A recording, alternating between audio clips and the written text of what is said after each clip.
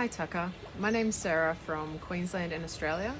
I'd just like to start by saying thank you so much for the information that you brought to us with such clarity and conviction and a real underlying obvious love and support for our country, for us as citizens, and to that I feel like you've helped to inspire us to stand up for ourselves.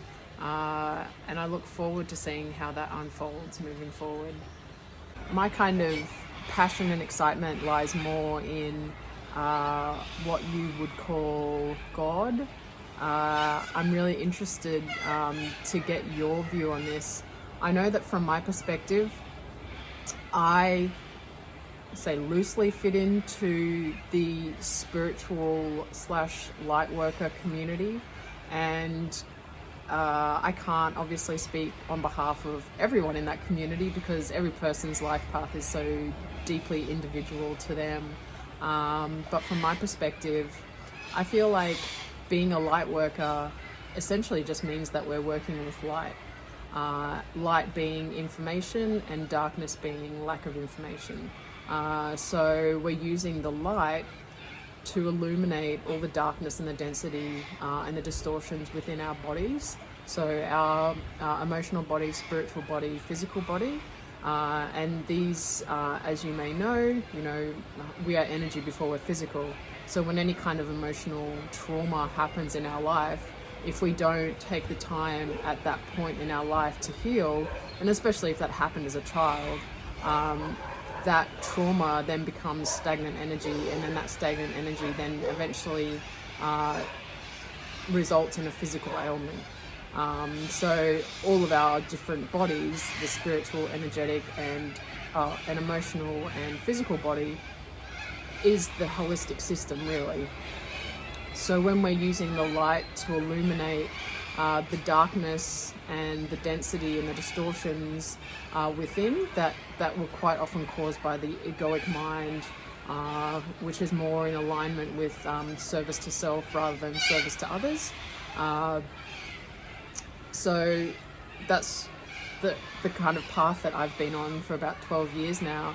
And my end goal is to fully reconnect with my divinity, which then, as a result of reconnection with my divinity, that is, I guess, like God, source energy.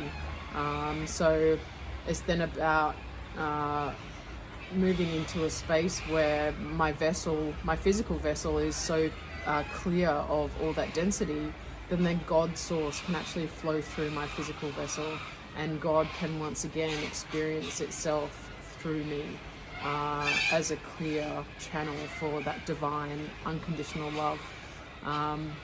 And really, like, we don't call ourselves religious, or we're not Christians, but we're still of that idea that there will be a second coming of Christ, but not as a singular man called Jesus Christ that will come back to save us, but in the way of the collective of humanity. As they reconnect back in with their divinity, they realign then with the Christed consciousness.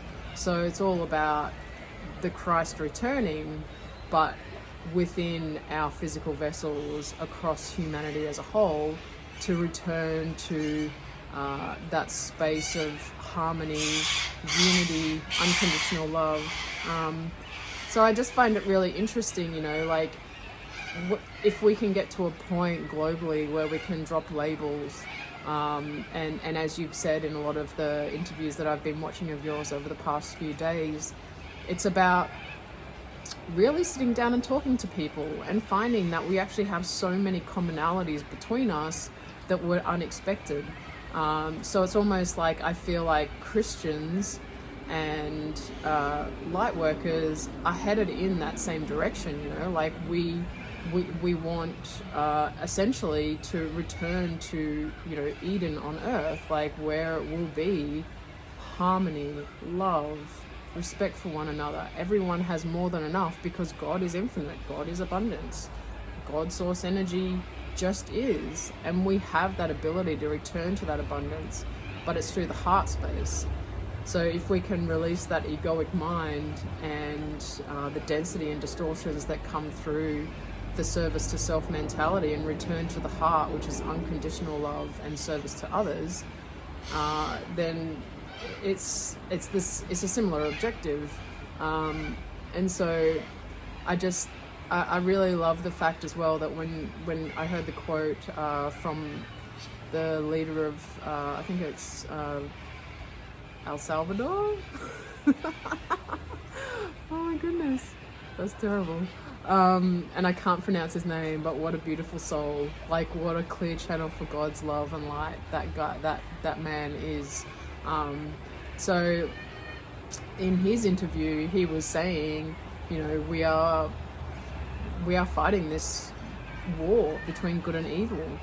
But as I said before, because we're energy before we're physical, it makes sense that the war is spiritual before then it is reflected in the physical. So like what he was saying,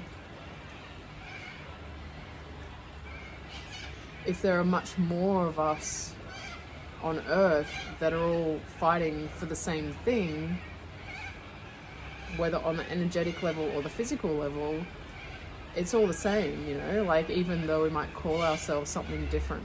And I guess, like, that's essentially, eventually we'd love to have no borders, have no limits, have no walls, have no boundaries between people and humanity, because once we're living in a more harmonic, balanced community, we won't need all of those things. So I was just interested to get your take on that and what your thoughts are. Thanks, Tucker. Bye.